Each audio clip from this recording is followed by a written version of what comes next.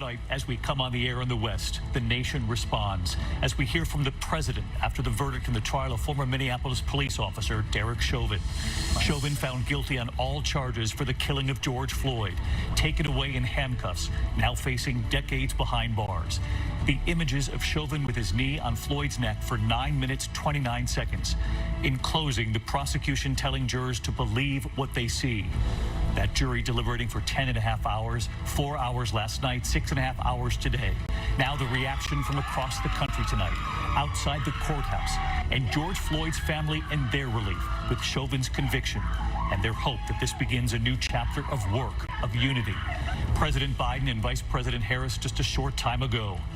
Also tonight, news on vaccine available across this country and authorities hoping to get the word out, hoping to reach communities underserved, saying there is vaccine ready, and there's also news tonight on the Johnson & Johnson one-shot vaccine.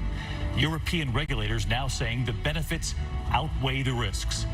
The deadly grocery store shooting today outside New York City, 200 customers in the store at the time, the urgent manhunt, and the late development tonight.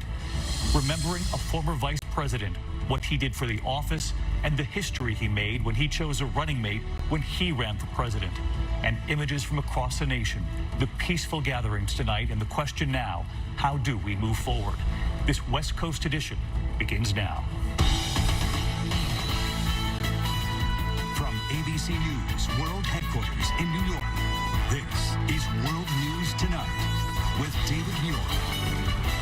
And good evening. As we come on the air in the West tonight, President Biden and Vice President Kamala Harris have addressed the nation after the guilty verdict in the trial of former Minneapolis police officer Derek Chauvin.